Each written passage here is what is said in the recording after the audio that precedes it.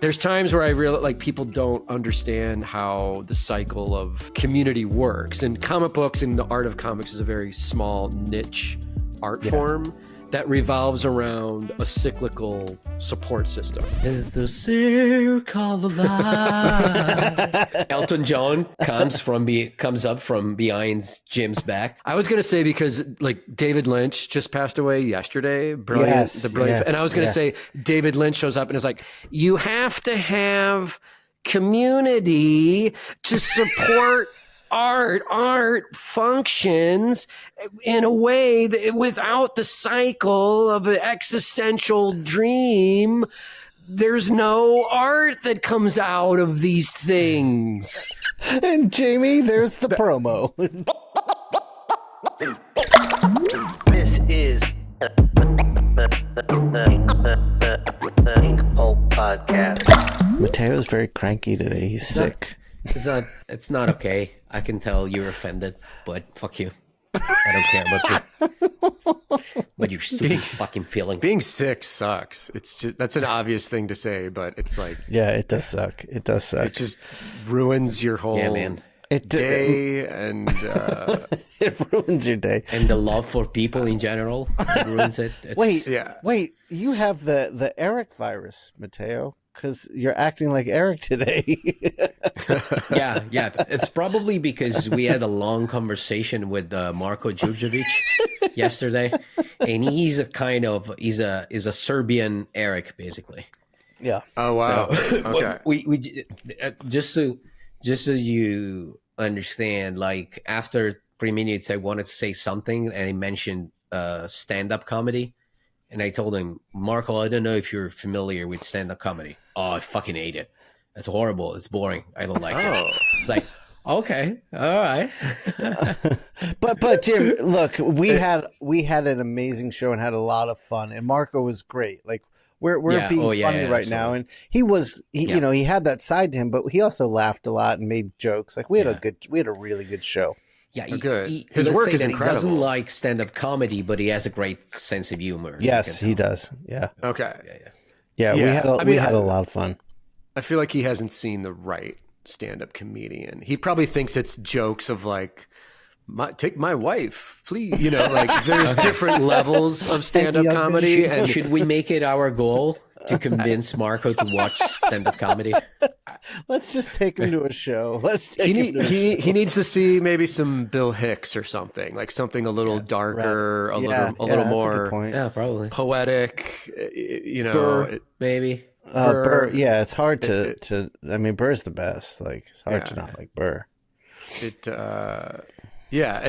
Well, I love his work and the stuff that you showed me, Shawn, before we started recording. Yeah, the books you held up, and Mattteo, you actually had them behind you. Oh yeah. You know, that's great design, by the way, is just seeing it on a screen at like this size. It's like, oh, I can see exactly what's happening on all those covers. Yeah, that's good design. Dude, you know, Mattteo, I feel like he's like one of the most amazing art minds I've ever spoken to. Like as a graphic designer, he's better than anyone I know. As an illustrator, he's better than anyone I know. Like everything he touches, he's just brilliant at. Yeah. I was also surprised that I told him on the show the fact that his writing a novel is not he's not from the States or from England, and he's able to write a fucking fantasy novel that needs a specific language, and he's actually writing it. Yeah. To me, that would be like unthinkable. That's unthinkable to me, and I speak the damn language. Yeah. But he didn't just write one; he wrote 6, and that's what the Kickstarter is for. Six books. Like it's pretty wild. Jeez, man. Yeah. Damn. Wow. Impressive. Yeah, but also what reminds me about Eric with him is like Marco hates fantasy, so that's why he wrote a fantasy novel. To make it good. So and that's kind of like Eric's motivation with shit sometimes. It's like, I hate that, so I'm going to go make it better. Move into the direction of what you're not comfortable with. Yeah. For example, he hates us. That's why he did the podcast for so long. Then he realized that he couldn't overcome the hate, so he decided not to do the podcast anymore. I thought he started liking us, and he was like, "I can't have this," and that's why he left the show. I can't like people. Okay, that's a positive way to see it. That's glass half full. Yeah.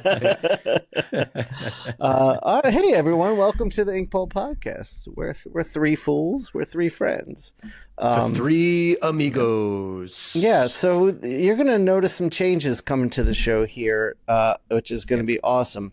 The first thing is, I'm not jerking off anymore during the show. For those who are interested, wait, we didn't so talk about that. That's the new year, new me. Okay, Not, I mean, not you gonna do you. masturbate during the show. So, I'm gonna miss it. you know, I'm gonna miss it, but you gotta do what you gotta part do. of my life is gone, is behind me.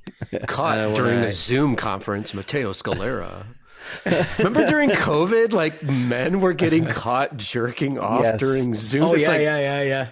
dude, what? You can't wait? That's why it's like, nah, I'll just, it's fine. I'll just do it during the Zoom call. Like, There was the other guy during the conference, and then they took a break, and he went to the bathroom, and he forgot to unplug his mic, and he started shitting and stuff. So everybody in the room could hear him like farting and shitting, and they're like, oh.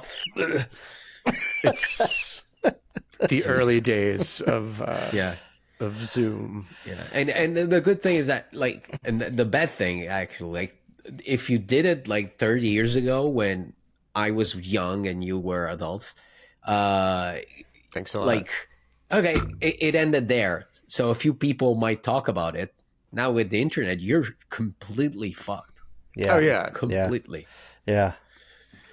that's just you forever now. That's just the memory that people. Yeah, we want to do a shout out to a couple of our friends who are going through a tough time. Very tough time. Very tough time. So, Shawn, do you wanna tell them?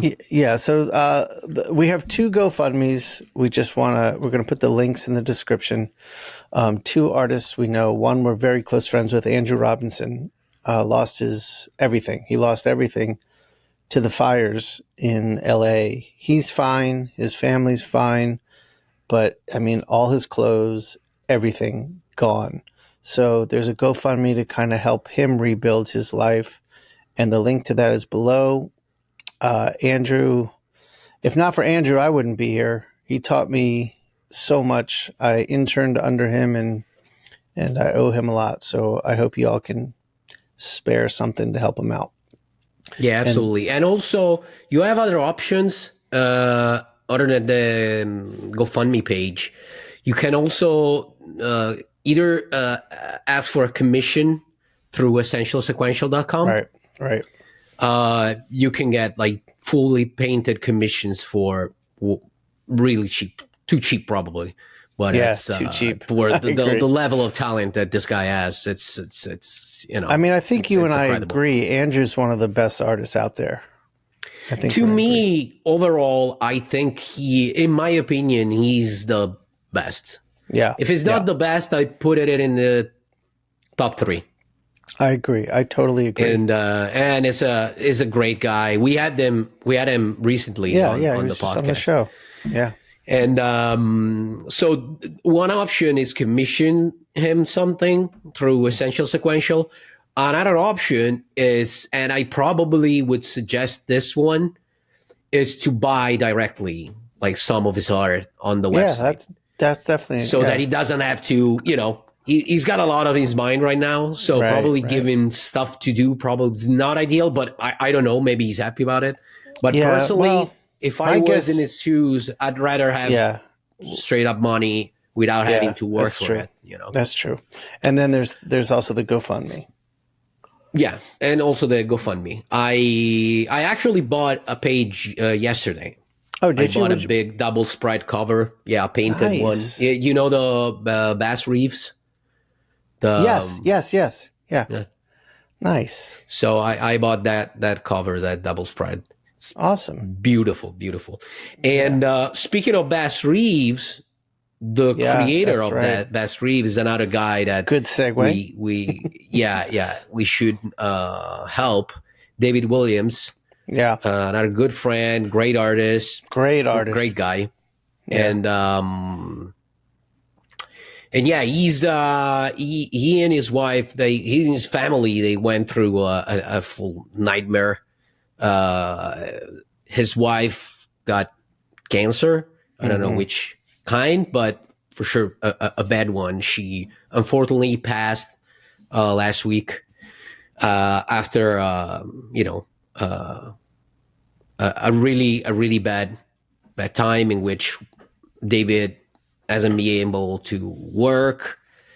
They've been together for like 38 years or something. Yeah, long. So long, it must be. time. They had 3 kids. It must be like I don't even want to think about what the guy's going through. So please help him out. There's another GoFundMe. Yeah.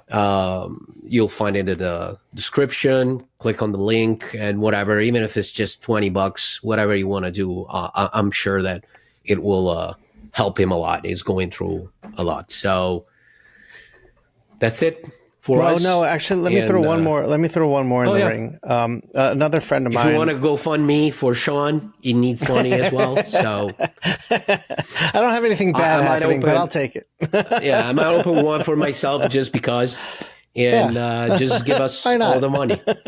Yeah. But no, one more GoFundMe I do that I'll put in the link. A good friend of mine who's been very supportive of the Inkpulp podcast for a while now. Rapper Booty Brown from the Far Side. Also, his mother lost her home. It was his childhood home to the fires.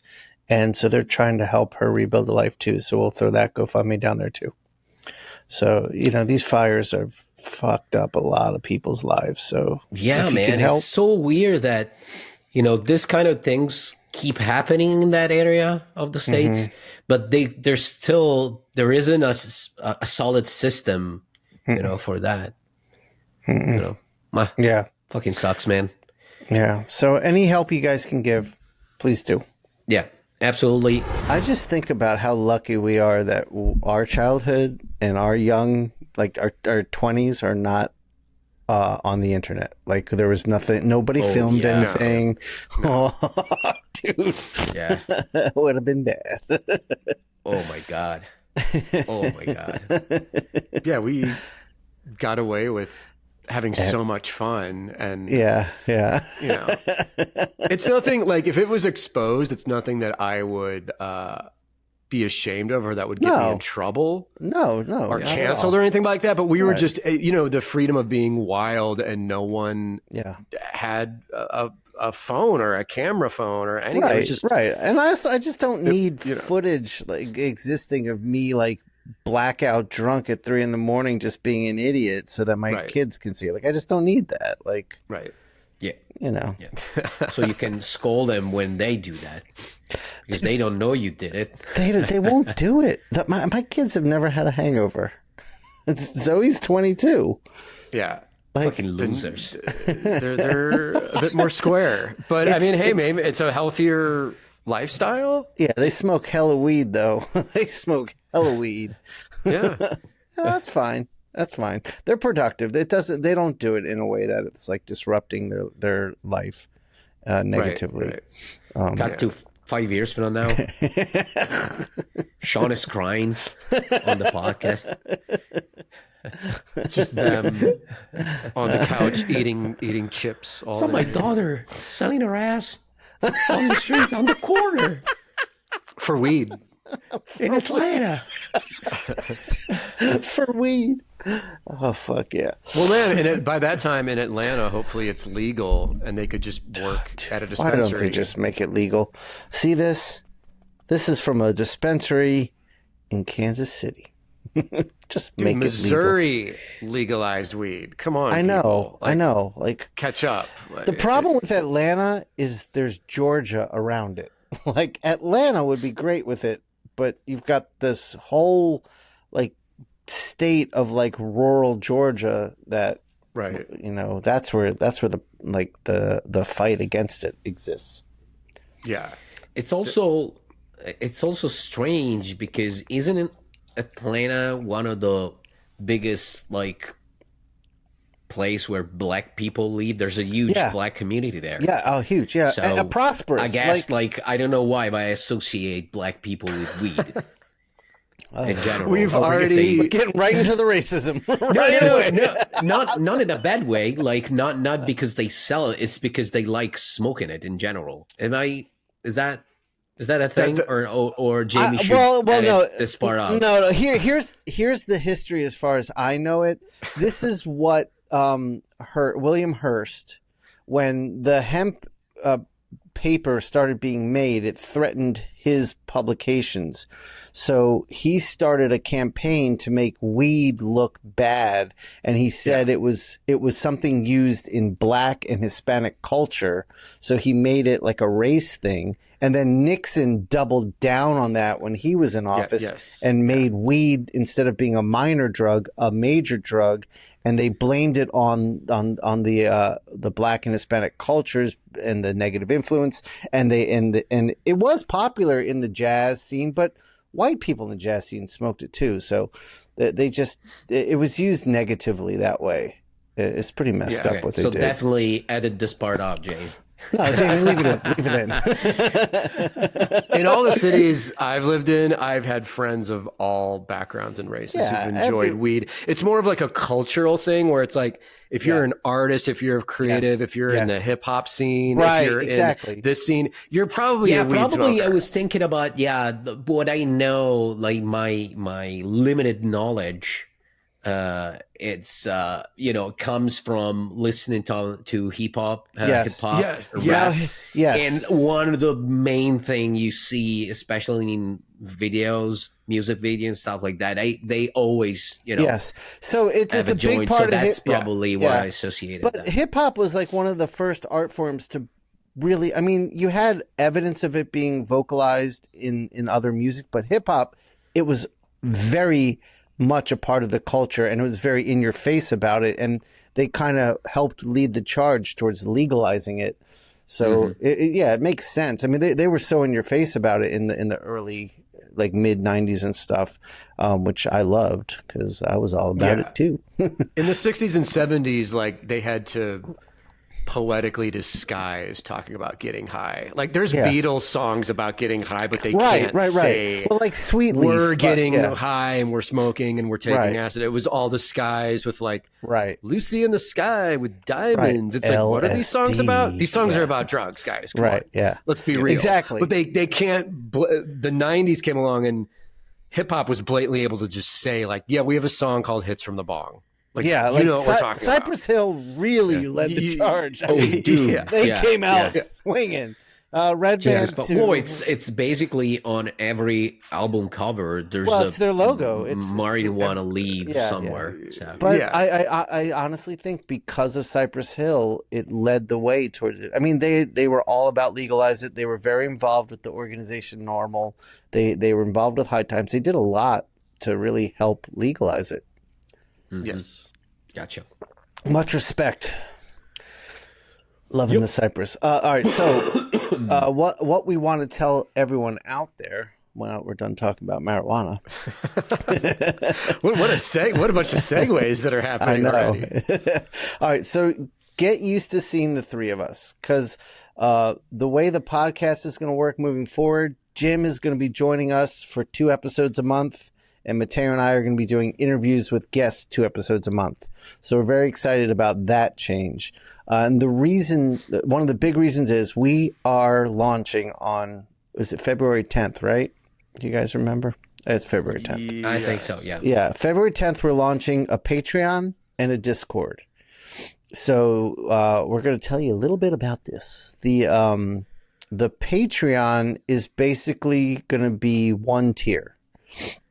And it's actually, I think this episode will make sure that it comes out on that day. Yeah, exactly. So this episode is coming out on the day we launch, and that's why we're talking about it. Because right now you can go to the Patreon. The links will be in the description.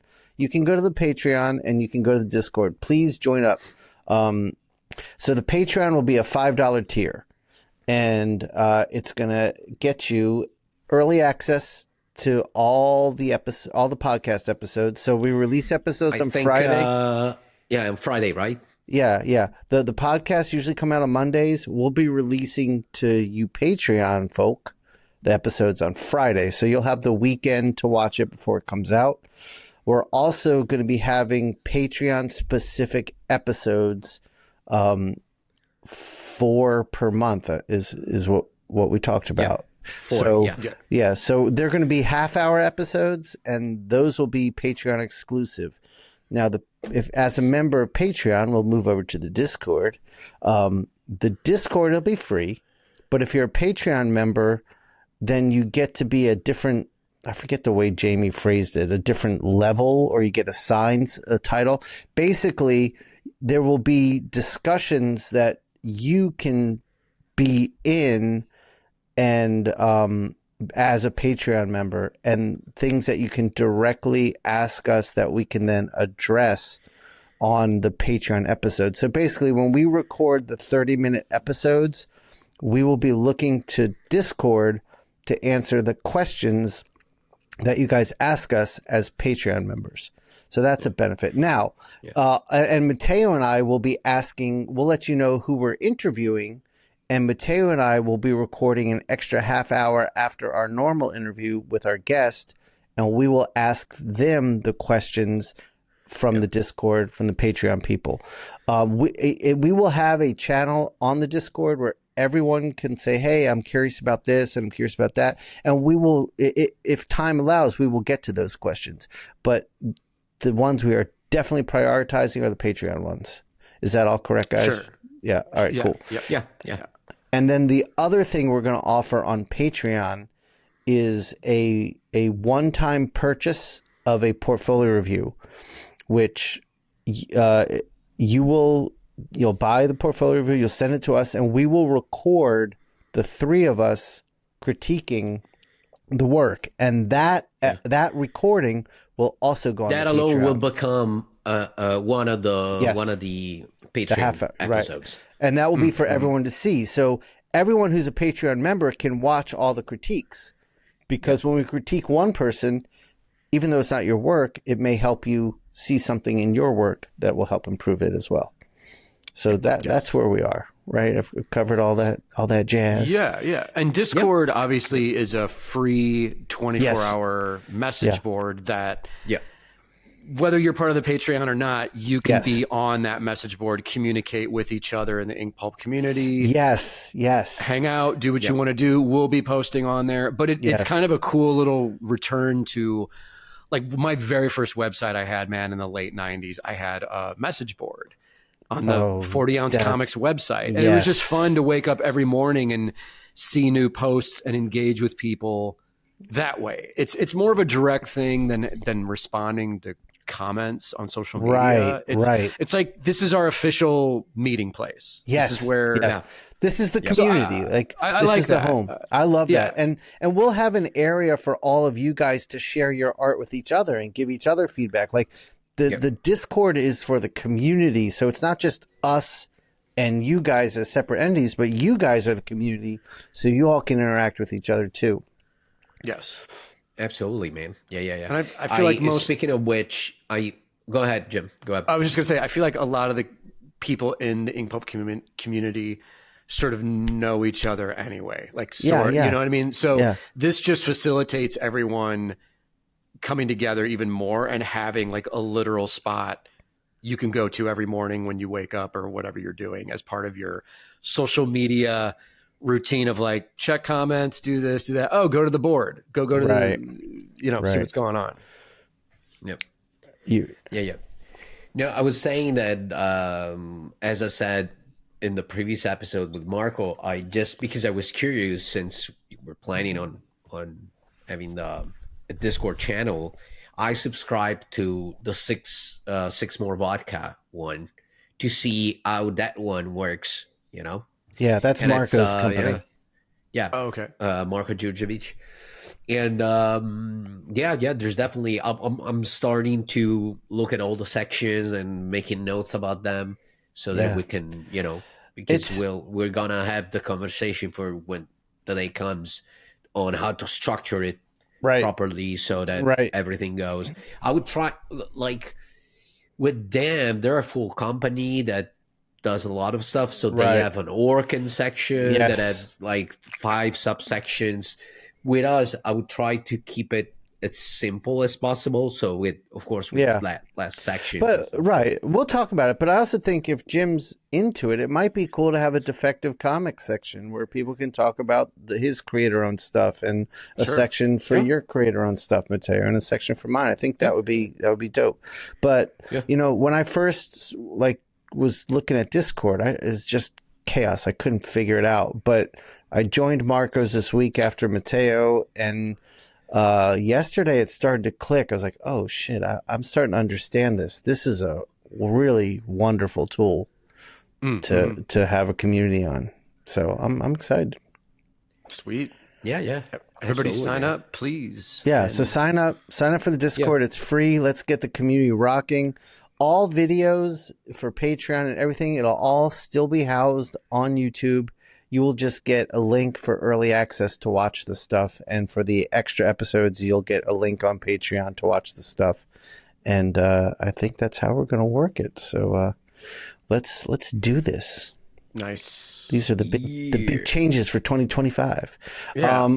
Also, one of the things that's going to change this year is we started a tradition of taking photos on the Sundays of every con of the Inkpulp community that's at the con, and that's been awesome. So the Discord channel will allow us a place to say hey, here's the time, here's the number, the table number, let's all meet up here. But also I'm going to start everyone who comes to the photo, I'm going to have an Inkpulp gift for you. That's what I'm going to start doing. So it'll be a special thing that you can walk away with and be like, hey, I was in the shot and I got this cool little thing. So, also, we know just being in the shot is not enough. We have to give you something. Yeah, we got to bribe you. We got to bribe you. While you pose uncomfortably and someone has to kneel in the front row, so that you get an extra sticker if you're one of the people that has to kneel on the hard, uncomfortable floor. Because we had that many people in New York, we had to have levels awesome.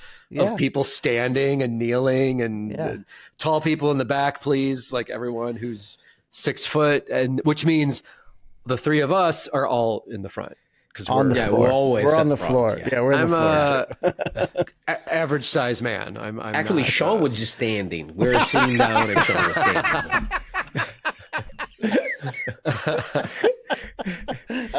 I think they caught him mid jump. Actually, look, and he was just the same level as the other one sitting down. I'll bring a stool next time, so when I'm standing, I'm on your sitting level. You're like Mario punching the star. You should bring prosthetics hidden in your pants, so extra, some extra leg. You know what? You know those cosplayers that walk around? They're super tall. They've got those leg extensions. I'll get some of those, dude. That's a lot of effort to walk around a show on stilts. That's a whole other. Yeah. I'm imagining Shawn wearing them the whole time. So when he's sitting down at the table, he has his feet coming out in front of the table. That's something else we could do at some point. Is people are tripping on it.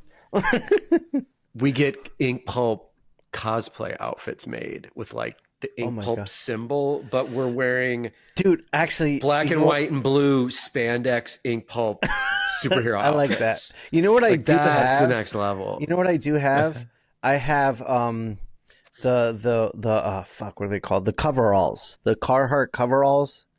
They're short sleeve. It's it's one piece, and it's shirt and pants. Like a mechanic. Yes. Suit. Yeah. So I have those with my logo screen printed on the back, because when Zoe and I were doing murals in Atlanta, we'd wear them while we were working, so people could see Inkpulp shit. So I've got 2 of those. We could wear those. I could get another one. Okay. There you go. We'd be like the Beastie Boys in Intergalactic. We're the future. The skin tight superhero outfits with a bulge in the front. People are we just become Spinal Tap of comics. These guys, yes. And then that turns into a band. That turns into us. Mattteo actually can play drums. Shawn, we'd have to, I'd have to relearn trumpet. I played trumpet a little bit in high school. We'd have to Zach could show up and play guitar. Obviously, your son. Yeah. He's actually good. Him and Mattteo could have a band. They'd be good together. That'd be wow. We got plans, you guys. As you can see, we've got plans for the future. Yes. Oh, absolutely, man. So I was wondering, like I've been wondering these days since we started talking about the Patreon. Do you think there's gonna be people? Well, now as I'm asking the question, I'm kind of giving myself the answer. I was about to ask you, do you think there's gonna be people that are gonna be upset about the fact, like, you know, there's people that are like, oh, so now you start, you know, selling stuff, you're sell out and all that stuff. But at the end, like those people, they're still getting their weekly episode every time. So nothing's changed. The bottom line is we spend a lot of time and put a lot of work into giving stuff out there for free, but it does cost us money and time. So, I mean, Jamie, we got to pay for Jamie. We support his whole family. Remember, his kid is very hungry. 7 children. 7 children. Right, his children. That's right. We support Jimmy's mullet. Yeah, you guys are killing me with that mullet shit. Dude, that mullet needs conditioner, shampoo, high-grade shampoo, lavender. It's like he scents it with like lavender, like spices. Wouldn't that be incredible? We meet Jamie in person finally, and he just like smells like masculine lavender and has this mullet. We just didn't know this whole time. But the thing is, Oh, and by the way, sorry to interrupt, but from now on, should we just call him Jimbo? Isn't it? What was the thing? Jamie Jimbo or something? Yeah, it was Jimbo, the original email. But Jim gave him the Jazzy Jamie name, which I love. Maybe it should be Jazzy Jimbo. Jazzy Jimbo. Then we got two Jims though. I can't do that. We already have a Jim. But I'm not trying to make it. You know, it's Jazzy my Jim. ego. So you're Jimbo. Like, my ego is like, there's no more Jim names. There's no more. Come on. Jazzy Jamie Wood. But we love giving you guys stuff, and we want to keep the production quality high. We want to be able to give you more stuff. So by having a thing like a Patreon, it's not like you're just giving us money. We're giving you more in return for that. So hopefully it helps us, and it helps us create more and make more engaging stuff for you guys. Yes, and also all the other stuff like. The regular Inkpulp podcast, Inkpulp Live, like those are all free shows. Yeah, they're not changing. Yeah, nothing's changing. That were given to the people. And I mean, dude, with Inkpulp Live, like we're letting people come into the live chat and pimp their projects. That's what it's about. It's like, it's a platform. We're giving you free exposure, like pimp your stuff. We're here to promote creator-owned comics. And we want you to support our work. Obviously, we're going to use it as a format to promote what we're doing, obviously, but we're also giving craft instruction, insider info. We have guests on, and we have this board where you can just live chat and promote your shit. Like we encourage that. Yeah. So absolutely. You would think that like people have to know the full cycle of how a community works, where it's like we give you a little something, you give something back, we give you something. You know, we're all here to support the cycle of this art functioning. And there's times where I realize like people don't understand how the cycle of community works. And comic books and the art of comics is a very small niche art form that revolves around a cyclical support system. Like, guys, it's gotta function this way or it doesn't work. Circle of life. It is kind of an existential thing. It's an existential comes up from idea. Behind Jim's back. Yes. Why Elton John? I was going to say the Lion King. Did he? No. Was that him? No. Wasn't it him? I was going to say because like David Lynch just passed away yesterday. Brilliant. And I was going to say David Lynch shows up and is like, you have to have community to support art functions in a way that without the cycle of an existential dream, there's no art that comes out of these things. And Jamie, there's the promo. Jim doing oh my David Lynch. Shout out and rest in peace to David Lynch, by the way. I don't want to segue, definitely. but what a tremendous artist to lose. But his creation, he left a lot behind. Dude. Like, oh my god, I'm a huge fan. So it was okay. Yeah. So Elton John composed it. Oh, he wrote it. Okay. Yeah, Wow. And Mattteo, I didn't know you were such an Elton John fan, Mattteo, that you knew that. No, I don't know why, but I knew that. I love Rocket Man and all the weird 70s. I loved when he was on drugs out of his mind in the 70s and would show up dressed as Donald Duck and like play the piano in front of like 50,000 people. Like, have you seen footage of him in the 70s, right? Like he was out of his mind. He lived in Atlanta. Like in Buckhead, he had a condo. He just recently sold, I think, like 4 years ago. Oh, really? And he was black back then. That's why he did a lot of drugs. It comes full circle. Yes. There you go. I have something that I have a good talk for us, but before I get there, and I'm gonna really go into depth in this in the live show, but you guys can order this. I want to show you guys this. This is a publisher in France. Shit. And they had a gallery exhibition of Klaus Jansen's career, all in black and white. And this book, that's awesome. I'll put the link in the description. You can buy it. It is fucking gorgeous. And watch Inkpulp live. We'll go over it, and I'll flip through it more because doing it on this camera is kind of wonky.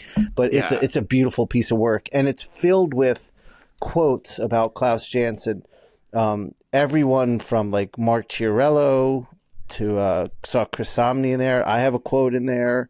There's a whole bunch of stuff. It's a beautiful retrospective of an absolute legend, an awesome human being. So I'm ordering that today. I'm gonna get that today. It's a what's the title again? It's called Black and White Stories. Mm-hmm. Damn, man. Klaus Jansen. Yeah. Okay. Shit. Wow. Awesome, man. He's a master. He's and this book is it perfectly illustrates the mastery of his work. And I honestly like seeing Klaus's work in black and white is a whole deeper level than seeing it in color, because there's so much subtlety in the ink that you get to see that is just incredible. Yeah. Oh yeah. He's awesome, man. The man. Is it a career? It's a career retrospective. Yes. Yeah. So there's early stuff in here too. Yeah. Like, let me see. I mean, look at some of this earlier stuff. Oh yeah, man. Yeah, it's incredible. And his whole Batman black and white is in there. It's gorgeous. Oh shit. Okay. Yeah. It's wow. And I'll see Klaus next week at OAX. Sweet. I'm looking forward to that. Great. Are you going, Jim? I'm not. I'm going to Greece on the 28th. I fly out. So I got invited to this pop culture Comic-Con in Greece, but I just started selling original art through Albert Moy, and Albert will be at OAX and we'll have like 40 pieces of art I just sent him. So we did an art drop this morning of just 10 pieces. And I've already sold a couple pieces. And so if you don't see Albert at OAX, you'll see my work on his website moving forward. I'm going to, see what working with him is like over the next That's awesome. Yeah, that's great. How did that happen, man? I'm curious. I didn't know. We became buddies at Lake Como when we were all hanging out together. Mm-hmm. And we didn't really talk business or anything. And then he bought some original art from me in the past. And then at New York Comic-Con this year, I went up to his booth and we started chatting. And I was talking to him about pricing work and stuff. And he just was kind of like, do you want to just try working together? Like, you want to just try it and see what happens? I love your work. I'd like to see if I can sell it. No pressure. I'm like, well, yeah, I mean, fuck it. Like I have so many things to manage right now with my own life, career, podcast, kickstarting, traveling, that I just saw my original art sales in 2024 dip down a little bit with people spending. And I want to see what he can do as far as getting my work in front of a new audience of collectors. Yeah. Because he has a huge audience. Yeah. For those who don't know, like Albert Moy is one of the biggest art dealer and owner of original art. Yeah. From, I don't remember who told me, but he owns some Zetta stuff as well. It wouldn't surprise me. I mean, I know at like, Como, Eric bought some Mobius piece from him. Yeah. I traded him two of my pieces for a Sienkiewicz, a beautiful James Sienkiewicz Brown painting at Como. Yeah. So, it's cool that he's a fan of my work and loves what I'm doing. It's just figuring out how do we position my work in front of different types of collectors, and for sure. What are people looking for? I mean, really, it's Does he have a website with artwork on it? And if so, and you'll have your stuff on there, Jim? It's on there now. So we just did a drop this morning of 10 pieces. Oh, great. So if you go to albertmoy.com on the homepage, put the link there's a in the list comments. of all of his artists. And I'm right underneath Eric Larson and right across the column from Jim Lee. Oh, dude. So it's like I'm in good company with all these legendary it's guys. Great. It's great. So we started off the day I sold 2 out of 10. We'll see Today? what happens. Yeah. Damn, holy dude. Fuck. It's early in the morning. You're killing it. I don't know. Shawn, one of the pieces was the Punisher I did on Inkpulp Live. Oh, dope. Awesome. So which is an unpublished piece, but it's like, well, here's some cool shit. Here's a published. I sold a published cover I did for I Hate Fairyland for Scotty Young. Dude, nice. So we have published material, we have personal pieces, we have stuff from Inkpulp Live. It's just, the art being a fan of art is different than being a collector who wants to buy, because let's be honest, collectors mostly want published pieces of original art. Yes. So going through all my work with him, he's like, well, dude, you've got some gorgeous stuff here, but some of these, he's like, I mostly sell published covers to high-end collectors. So we kind of have to figure out like where your stuff fits with all of this. And but that's what we're going to do. That's what we're going to do. Yeah. But the fact that you sold a non-published piece on day one is awesome. Yeah. That's great. Yeah, man. That's good stuff, see what happens. Man. New things for this year. Great. Trying new lots things. of changes. It's gonna be a big year for us. Lots of stuff going down. That's actually one of the things I thought we should talk about is like Mattteo, Jim, and then I'll talk. Like, what do you have cooking this year? What's coming out? What are you working on? Yeah. Who does want to start? Mattteo, start with you. Do I start? Yeah. All right. So, this year's going to be, I mean, I've talked about this already, but this year's going to be pretty crazy for me. Like, I'll have to work a lot. Like, I've already started. And, I have a thing that I can't talk about yet. It's going to be with Millar. Mark. So that right there is a big project. Yeah. And that's going to keep me busy until mid-August. And then after that, I go back to work to my work on my book. And I have... And how far into the book are you? Your creator-owned thing. It's a 5-issue mini. It's a 5-issue. Okay, so I'm almost done with issue number 4. Wow. So basically I have the last, I would say 40, 45 pages. And then it's done. That's so awesome. The idea is that once I finish working on the book with Mark, I take a short break and then back full speed on my project. And then I'm already, things are starting to move. So I think I've found the title. I'm still juggling between a few ideas. But after that, I'll have a designer design the logo.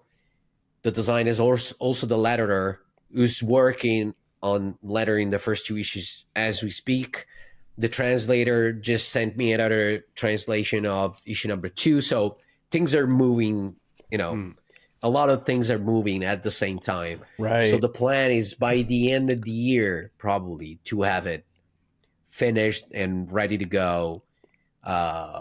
Probably, a Kickstarter campaign, probably around October or something. Nice. Something like that. Nice. Because even, when I start the Kickstarter campaign, as long as I finished all the pages, I'm good. I can, then you can have it, everything lettered and, and laid out. But it's, that's the least worrying part for me, That's great. As long as I have the pages done. That's great. So yeah, that's basically what my year is gonna look like. It's gonna be this project with Mark and then my book. I'm just want to make sure that when I launch the campaign, everything is set up and I launch it at the right time. Sure. Yeah. But you left out a project, didn't you? The Jeff Loeb, the last Halloween. Oh yeah, right. Sorry. Yeah. That's what makes, because if it was just the Mark Miller book, it would be, I had to work, but it's fine. The problem is that in a few weeks, probably, hopefully, I'll get last Halloween script, and that's gonna fit in the schedule somehow. So I gotta ask you, Mattteo put in the Discord that Marco has. He put a double page spread up yesterday that it's insane. Eddie and I were at the tattoo shop yesterday. Just kept looking at it like it's mind blowing. I thought that was Gotham City. Is that not? Is that from the Millar project? Yeah, that's from the Millar project. Yeah. Oh my God, dude. It's just a aerial shot of a city at night with helicopters sweeping in, and there's a smoke in the background, like an explosion just happened. And the lighting is insane. Composition's beautiful. And it feels like it's moving the whole thing. Like it's wild, man. You killed it. You killed that. That was incredible. Nice. I need to see this. Thanks. So yeah, what I'm trying to do now is that I'm trying to work, keeping the quality level high as possible, but trying to do as much as I possibly can, because my schedule with Mark right now is at a 4 pages per week schedule. So I'm trying to do as many as possible. So like this week I was able to complete 6 pages. Damn. So trying to make as much as advantage as I can so that I accumulate extra days out of my schedule, and then those are going to be used for the Batman one. Okay. Mm-hmm.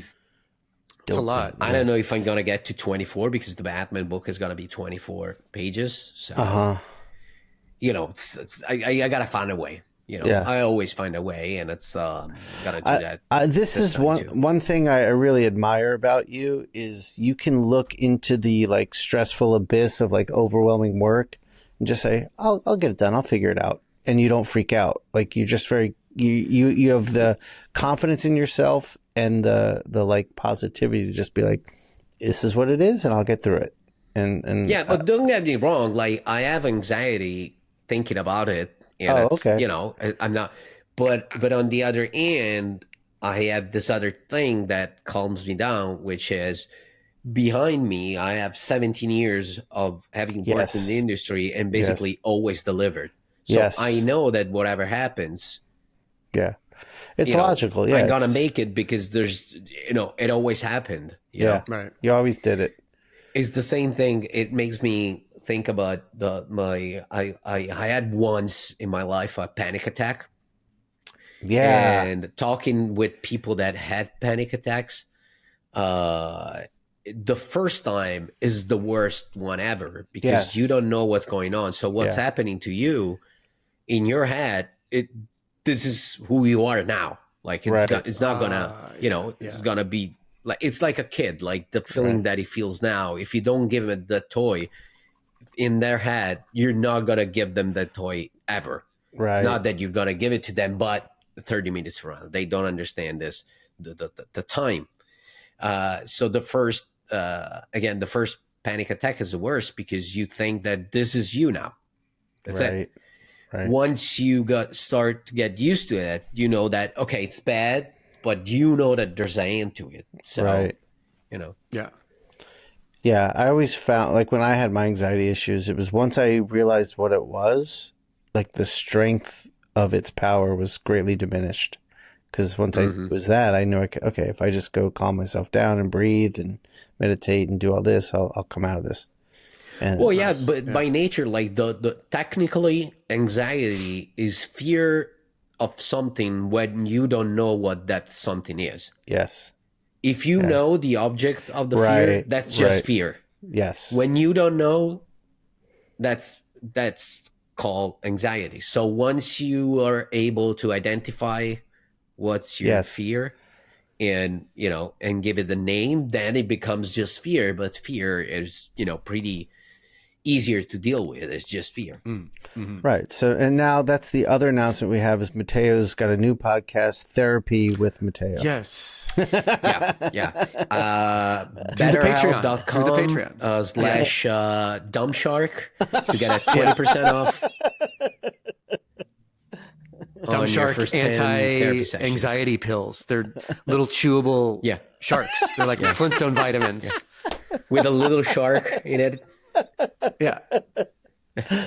But he's got a hole in his head where his brain should be. So. Shark pills. Yeah. All right. So, yeah, you've got doesn't sound like an anti-anxiety pill. It No. sounds more like a fucking, you know, cocaine or something. Yeah. But, yeah. I got my shark pills, quote unquote, shark pills. So, Matteo's you've got a very full year of good stuff. Jim, what about you? Oh my God. Fulfilling the Kickstarter right now. That's all going very well. I'm preparing, this is the first volume of Ballpoint Slayer. I'm preparing the second volume of this right now, scanning artwork. That'll be self-published. It'll be available just through my website. I'm just going to launch it, put it out there. Nice. Plotting and designing the Arachnid Enforcer Defective Comics book, which will be Kickstarter in October. I'm going to do an October Kickstarter every year for the Defective Comics line of books. And then I also want to do my third project for the year would be Girl Scouts Deluxe collected into a print volume. These are all the unpublished comics I did online through Zestworld a couple years ago. So I have 3 books that I want to try and put out this year. Hell yeah. Do you know? Oh, go ahead, Mitchell. Go ahead. I was just going to say, are you going to self-publish the Girl Scouts collection, or are you going to go through a publisher? Do you know? I'm just going to self-publish that as well. Nice. Yeah. Nice. I think I'm just on this path of like, I'm just going to put out all my own I think stuff it's a great because doing Girl Scouts through Image, I just sort of already know like what the numbers would be, what the orders would be. And I think it would break even. It wouldn't lose money, but it just, I'd agree. I mean, a whole other conversation is like the state of where comic shops are at right now. This week, Diamond just declared Chapter 11 bankruptcy. That's right. Like, I don't know, man. I don't know where any of the direct market but I've read is going. Something on Instagram that said that they're just rebuilding stuff. It's not an actual. They're not going out of business. They're just protecting themselves, but it's a sign that they're not doing well. Yeah. So I don't know. I'm just sort of like stepping aside from the comics industry and the direct market and just kind of going on this path of like, I'm just making my own stuff and putting it out. I think this is great. I think this is what everything we're doing with the Inkpulp community is really about is building our own like cottage industry. That's great. So I have 2 questions, Jim, about your plans for the year. First of all, this thing of just doing your books and all this stuff. So by doing, aside from the Kickstarter, the Girl Scout project, so do you think that in order to do that, you'll have to do more shows? because I bet that at shows you'll sell a lot of copies. I mean, I saw you at shows. Right. Usually the show ends and your table is empty. You go back home with the empty luggage. So do you think, are you planning on doing more shows in order to sell your books? Yeah, I mean, I'm already booking like a normal year's worth of shows. Like I've probably got like 4 booked already, but yeah, I mean, that's a good point of like with continuing to do YouTube shows and promoting stuff online, I'm curious as to like what will my numbers be if I'm just like, if I don't do the Girl Scouts book as a Kickstarter, I'm still debating on doing that as a Kickstarter possibly. Mm-hmm. What would my sales be if I just self-publish it? Because last year I did Ballpoint Slayer Volume 1 just through my website, and it did well. Like it did well through the site and through having it at conventions through the year. So all these projects pay for themselves and then some. So, but since last January when I launched Ballpoint Slayer, all the YouTube stuff I'm doing has come after that fact.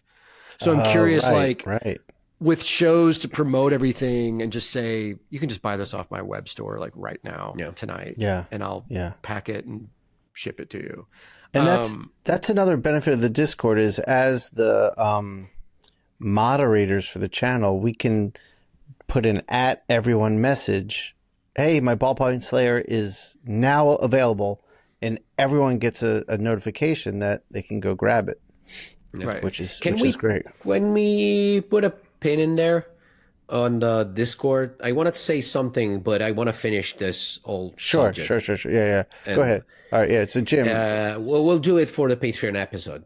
Okay. I perfect. think it's a perfect. Nice thing. That's great. The second thing I wanted to ask you, Jim. So since you said you're planning on launch a new Kickstarter campaign in October 2025. Mm-hmm. What did you learn from the previous one, from the first Detective Comics? Good question. From that campaign that you want to implement, you want to change stuff or you just do exactly the same as you did for the first campaign? Yeah, that's a great question. For me, it's you kind of have to. I would avoid doing add-ons after the campaign is already launched. Like, for example, I got super anxious and during New York Comic Con, and I added your and Shawn's variant covers on to the campaign after the fact, and they did sell. Like, I sold some units, but those should have just been part of the initial launch. Like, you should just have everything on day one, so that on day one, when people are most excited, everything you're offering is on the page, and it's all professional. And because we've gotten questions about like, how do I add this on, or how do I do this, or how do I do that? And you should just have the whole thing figured out on day one when you launch. Yeah, that's the thing that I ask myself. I'm like, what's the point? Like, let's unlock this thing after 25,000, and let's unlock this other thing. And there's a lot of stuff that a lot of people use for their campaign, and I've always thought about like, why don't you put it up front? I would have bought it, Yeah. Well, no, we did an incentive. We did a patch where everyone's getting a Savage Street Vigilante patch, but that was a stretch goal of, if we make, I'm trying to remember what the number was, 25,000 or 30 grand. It was 25, I think. Yeah, I remember that. Everyone gets a free patch. So that's just an expense out of my pocket saying thank you to everyone that supported the campaign. You're giving something back to everyone who ordered. The stretch goals and all that, that's fine. But but I'm wondering, like, actually, in actual reality, when you see, we have a new stretch goal, if we reach $30,000, you can get that. So what do they expect you to do? Then call all your friends, please guys, get that money so they could, I think it works. First off, stretch goals can work if if their strategy is strong, they can work. One thing they can do is they can get someone who like got like a low tier item. They might up their tier to help get to the stretch goal. So like, for example, because I'm kind of building this into my Kickstarter right now, and I have a stretch goal that once we hit, a big thing is going to be revealed, and then that will be a new tier. But it will say to a lot of people, hey, if you all up your pledge to this level, you're going to get something really special now. So it will encourage like people who like, I gave 20. Well, oh shit. Now I want that too. And if I just up it to 40, I'll get a whole bunch more shit. So as the campaign's hopefully doing really well, and then you release that and it pushes it up a bit. Yeah. Got it. I mean, luckily I had my buddy Ross, who does Kickstarter for a living with his pop-up books, propositionpress.com. He helped me organize the page and do the fulfillment of all this. So we really didn't have any major mistakes or catastrophes. We got lucky. Yeah. It all did well. Like the promo all worked out. And so there's not anything dramatic I would change. It was just seeing all the numbers of what things were ordered and what original art sold, what didn't sell. You know, you kind of have to assess like, these are the things that worked, these did not work, but getting all the stuff you want to offer, I think, on day one. Because, you know, we didn't have Scotty's cover on day one, but that didn't hurt us because his following is so huge that introducing his cover a week after the campaign launched actually gave the campaign a huge boost. You know, because all of his fans who might not know my work or follow my work, they all went to the page because they had to order his cover because they're fanatical like that. And while they were in there ordering his cover, they also ordered other things. So that actually worked for us to introduce Scotty later, but introducing your guys' covers and Ryan Barry's gorgeous print that he did, introducing that the weekend of New York Comic Con, like close to the campaign ending, people did order the material, but it should have just been part of the launch. Yeah, it was kind of too little too late. Yeah, right. But I was also so excited, and the being in New York boosted the campaign. Being with you guys, I was like, well, fuck it. Let's just do this in real time. And can I just introduce these as covers? And you guys were saying, sure. As I'm yelling at you about this on the crowded streets of Manhattan, you're like, yeah, you put the cover up. Jesus Christ. Okay. And I'm like, do you approve of this? Look at this, the layout. And you're like, yeah, we're going to get lunch. Like, so, but that's sort of part of the fun also of being crazy while your Kickstarter's happening. It kind of puts you in this excited, manic state of like, let's just throw some shit out there. And so at the end of it, you see what works, you see what didn't work. But like I said, we didn't have anything that failed in a way that I was like, oh shit, that was a huge mistake. Yeah. We didn't have anything that's good. That's good. Yeah. So just small adjustments that you're gonna make. Yeah. And my interactions with people that were messaging me through the board and leaving comments, no major drama, no that's great catastrophes there. So I feel like we got lucky, and you have to maintain communication, obviously, with everyone. Yeah. So.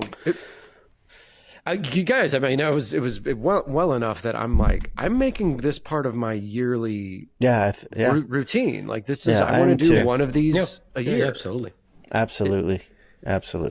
And creatively, I get to like, I'm so excited starting and plotting the next book, the Arachnid book, because I just get to write and draw whatever comic book I want. Like it's that's the dream, man. Yeah, that's the dream. It's so freeing. It's just. Here's the next book. And it's going to be very different than the previous book. Savage Street Vigilante has its own look and feel and vibe to it. The Spidey parody book is going to have a very different, that's awesome, funner, lighter, comic booky vibe to Are it. you going to be able to use the same email list Yeah. for the previous one. Oh, okay. So you inherit that email list. So those guys are gonna be receiving news. All right. Yeah, Okay. that's awesome. a benefit is with Kickstarter, you can build, every campaign builds on a previous one. It's great. Yeah. That's awesome. All right. And so we also did a thing where we already set up the pre-launch page for Arachnid Enforcer so that in the Savage Street Vigilante book, when everyone gets it next month, there's an ad for Arachnid Enforcer with the QR code. So that's amazing. Even though I'm not promoting the pre-launch page yet, we're still building it. We're still putting images up there. There's an ad in the book that everyone's getting that just says, guys, please go to the pre-launch page, click it, sign up. Even though Arachnid doesn't come out till October, the year's going to go by quick. Let's build that pre-launch so that's awesome. Last year we had 1,000 people sign up for the pre-launch. Let's do 2,000 for this next book. Yes. You know, so you kind of, that's the crazy thing that I kind of enjoy because I'm nuts in a way. You always have to think ahead of everything. You have to be like, okay, the first book is a success and came out. Let's already hype the next book. Let's already. It's awesome. So it's awesome. As long as you're doing that, you should be good to go. Yeah, I remember Nick Pitara said that. Yeah. Like, even if you don't have any pages, they start already. The earlier you start, starting warning people that something's coming, you can start a year before or even 2 years before. Okay. Yeah, it doesn't hurt. Like Yeah. Yeah. And Shawn and I have already shown. I mean, we've shown off. There's already fan art. Yeah, Jamie's already got fan art for a book he hasn't even written yet. It's amazing. And like the character, I feel like his design isn't even finalized yet. Yeah, I've just been kind of. But then these things are develop their own organic thing where I love that the fan interaction is. Well, this is just people's interpretation of this idea of the character. That's perfect. You know who That's did cool, one, Mattteo? Remember that kid Hadi from Abu Dhabi? Yeah. Yeah, he did one, and we showed it on the live show last time. It was great. Cool piece. Great. Really good piece. Yeah. How about you, Shawn? All right, so I got a lot going. I'm like you guys. This year has already been nuts. I just finished all my testing for my. Sorry, we hit the 1 hour mark. Never mind, we don't care.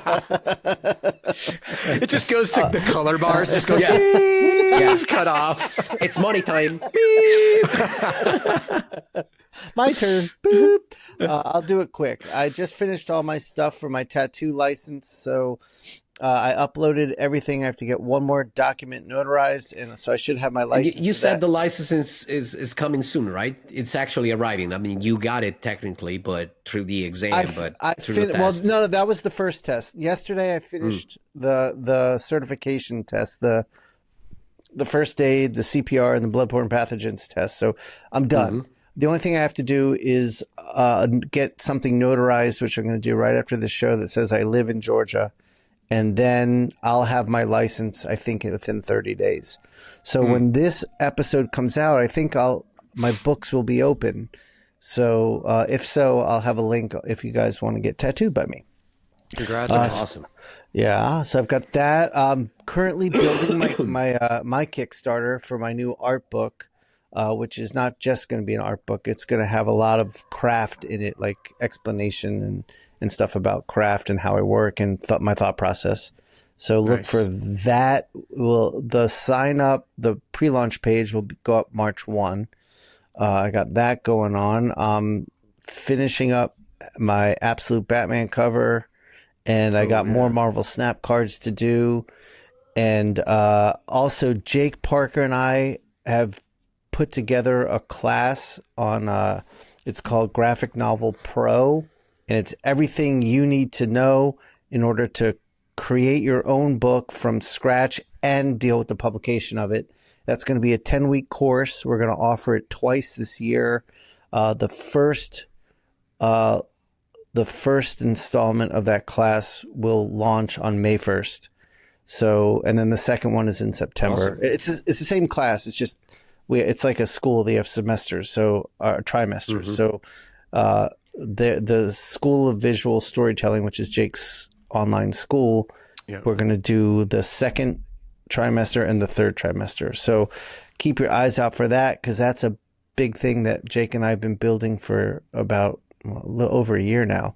So got that coming out, and towards the end of the year, when all that's out of the way, I can finally start on my book, which I don't even know when that will be done, but I'll start working on it and sharing that stuff too.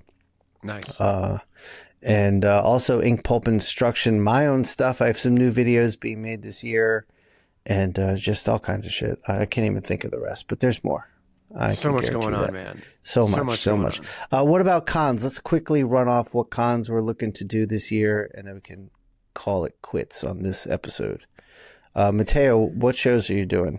So I'm going to do the Heritage one. I don't recall the name, but it's in Dallas in March. It's the same weekend as Planet that Jim and I are doing. It's the same weekend, right? And then in April, around the end of April, I think, C2E2 in Chicago. Mm-hmm. I think we kind of, I don't know if Jason contacted me a few days ago. I might have a table. Oh, he contacted you? I didn't hear from him. I said... Go ahead. I was just going to say, I just found out that we should find out if we get a table in the next week or so. Mm-hmm. I didn't hear anything from Jason. And then, as usual, New York Comic-Con. And that's it for me. Are you going to do the New York and Baltimore since they're 1 week apart? I don't know. I don't know. Okay. Ooh, yeah, that needs Jim, to be, what about you?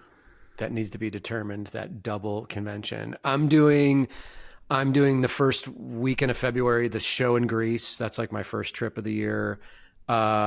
First weekend of March, Louisiana. It's like a smaller show that they're bringing me out to. That's early March. End of March is Planet Con here in KC. What else? And then I'm talking to Ed Piskor's sister. They're doing the Eddie P Con again. It looks like September, and it's going to be a 2-day show this year. Nice. She's still trying to figure out dates, but I'm almost 100% certain I'm going to be out there with great. West Coast Avengers, Brian Moss, Jim Rugg, that whole crew. That's awesome. That'll be great. New York, obviously in October, I do every year. And then I want to end the year with a trip to Japan. So if we go West Coast Avengers, like that whole crew, it would be during Tokyo Comic Con. So I may or may not be a guest at Tokyo Comic Con. I need to talk to Yo, Peach's husband, about that. But you guys are invited as well. But the plan is a Japan trip for like the whole crew, whoever wants to posse up and go out there in like late November. Cool. Is the time. Mm-hmm. So we'll see. Awesome. I'm doing OAX, which by the time this comes out, I think OAX will have passed. Will definitely have passed. Doing OAX. Then I'm going to do Planet Con with Jim, which I'm super excited to do. And I'm probably I was just telling Jim this. I'm going to see if I can kind of rent space in a tattoo studio in Kansas City after the con and tattoo for a day or two, because people are asking me about getting tattooed while I'm there. And then as long as I get a table, I'm planning on doing C2E2 with you, Mattteo. And after that, I'm not doing any shows through the summer that I know of yet. I don't know if I'm going to do Dragon Con or take a year off. It's here. I would say I probably won't do it, but it's one of the things I'm doing is helping my daughter get her career started. So doing Dragon Con with her is good for her. So I might do it for that reason. Definitely going to do New York Comic Con. And I would love to, if at least one of you guys is going to do Baltimore the weekend after, go to New York, do the con, hang out, go to Jason's, head down to Baltimore, do the show down there, and then head home. If I can swing that, dude, I would do it. If we can. Yeah. Okay. Nice. So let's keep talking. I also had a romantic vision of us three doing Thought Bubble, so that we could go to the UK and spend some time there and see Jamie maybe. But it sounds like with the Japan thing that might be asking too much. When's Thought Bubble? Is it November? It's November. Yeah. Shit. Okay. Yeah. So maybe we can think about that for the following year. like 2026. But I would love to do the Japan thing too. That sounds great. But I would need to have at least one convention to have a reason to get over there. Yes. And I'll definitely would love to do that. So that's my plans. All right. Awesome. Okay. All right, Mattteo. So for the last part of the episode, you just go to patreon.com/what? I don't know. I'm in the middle of setting it up, but it'll be in the it will be in the fucking be in the comments. Yeah. All right. Yeah.